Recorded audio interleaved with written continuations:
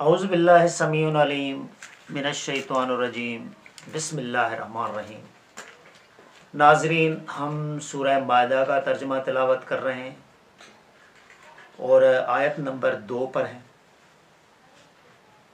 یہاں اللہ تعالیٰ فرما رہے ہیں حرام کیا گیا ہے تم پر مردار، یعنی وہ جو چیز چاہے حلال ہی ہو مر گئی وہ حرام ہے۔ ابھی اگر اس طرح ہو کہ بھئی حلال تو ہے، اگر مر گئی تو کیا ہوا، یہاں اللہ تعالیٰ نے مردار بتا کے اس حلال کیے ہوئے کھانے کو بھی اس نے حرام قرار دے دیا۔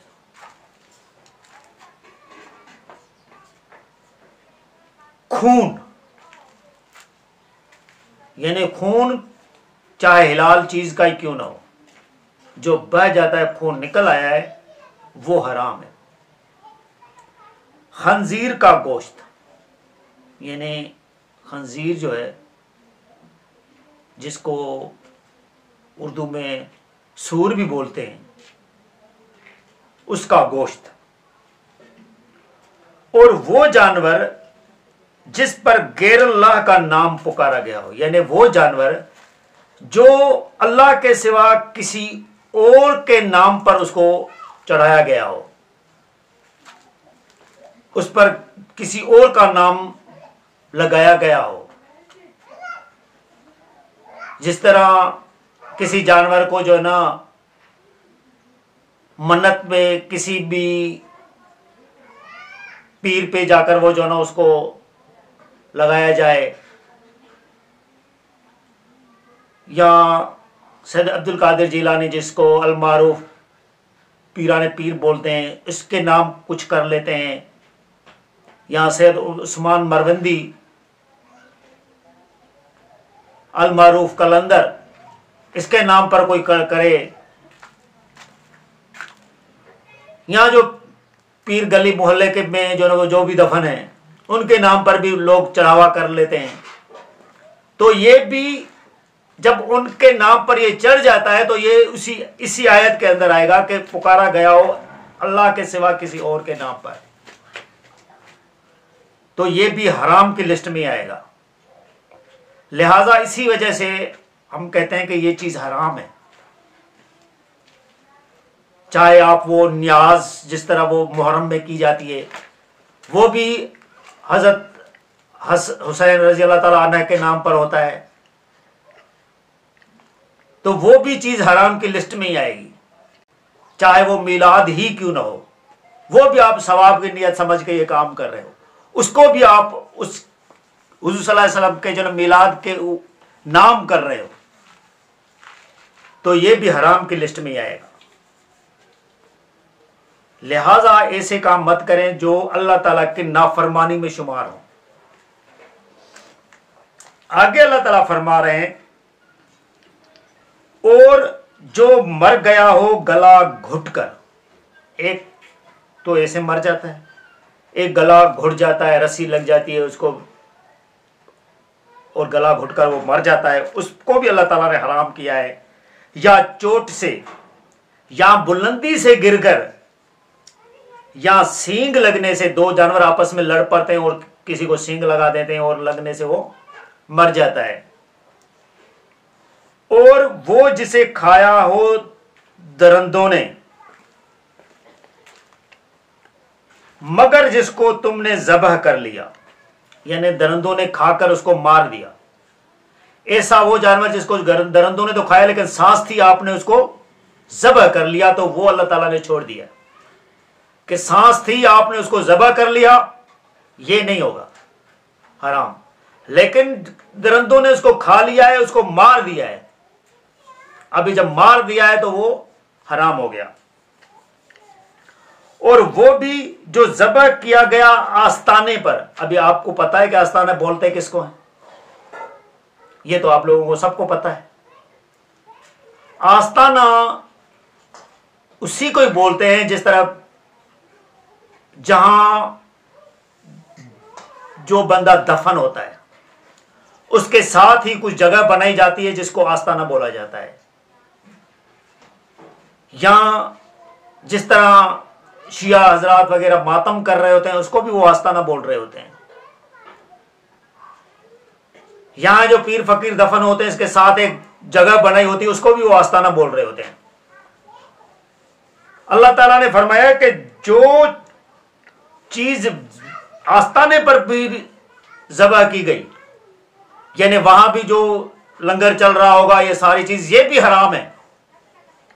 دیکھیں اللہ تعالیٰ نے بالکل کلیئر بتایا کہ آستانے پہ ذبح کیا گیا حرام ہے. ابھی مزے کی بات میں آپ کو بتاؤں کہ ایک بندے سے میری بات ہوئی تو دیکھو نا شیطان کس طرح کی پٹی پڑھا رہا ہوتا ہے. تو اس نے کہا کہ بھئی اگر ہم آستانے پہ ذبح تو ہے کہ چلو ٹھیک ہے وہ حرام ہے، ہم گھر میں ذبح کر کے نا وہ گوشت جا کر ادھر بانٹ دیں. دیکھیں واہ کیا پٹی پڑھائی ہے شیطان نے اس کو، کہ اللہ تعالیٰ نے وہاں ذبح کرنے کے لیے منع کیا ہے نا، تو آپ گھر میں ذبح کر کے اور گوشت لے کر جائے وہاں جا کر بانٹ دو. یہ شیطان پٹیاں اس طرح پڑھاتا ہے.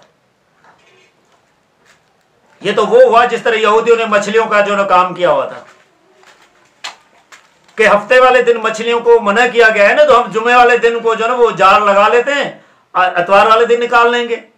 یہ بھی وہی کام بتایا ہے کہ بھائی گھر میں ذبح کر لیں گے، ادھر جا کر ہم بانٹ دیں گے اپنے وہ جو نا جس کو ہم پیر مان رہے ہیں، جو ہمارا جو نا وہ ان کا وہ کارساز بنا ہوا ہے، لیٹا ہوا ہے، کارساز ہے ان کا، کلندر ہو گیا، بٹائی ہو گیا، المعروف پیران پیر ہو، جس طرح وہ کا بھی ہے وہ ہو گیا، ادھر بانٹ دیں گے اس کے نام پہ.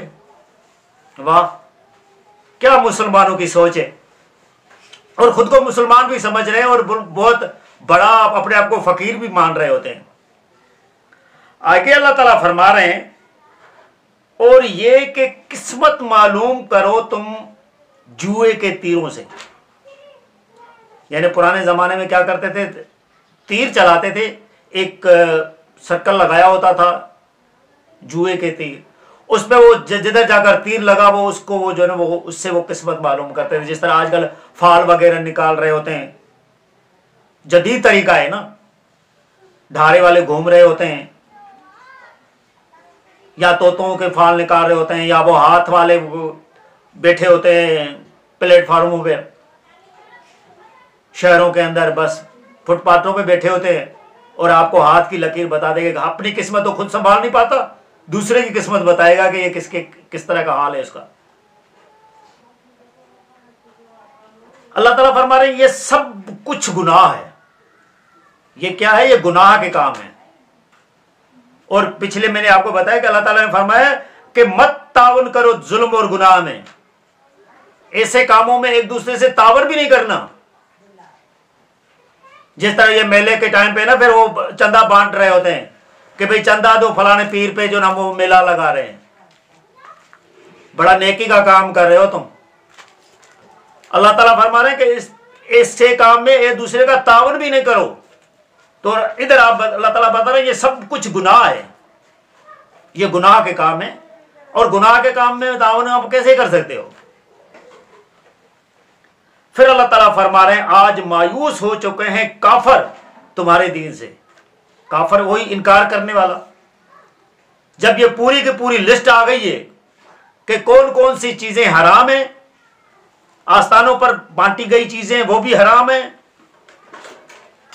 اللہ کے علاوہ دیا ہوا کوئی بھی خیر و خیرات جو بھی آپ سمجھ رہے ہو اللہ کے نام کے علاوہ یہ حرام ہے، تو لازمی ہے کہ جن لوگوں نے ان اتنے پیروں کو اپنے سر پہ چڑھایا ہوا ہے وہ تو مایوس ہوں گے.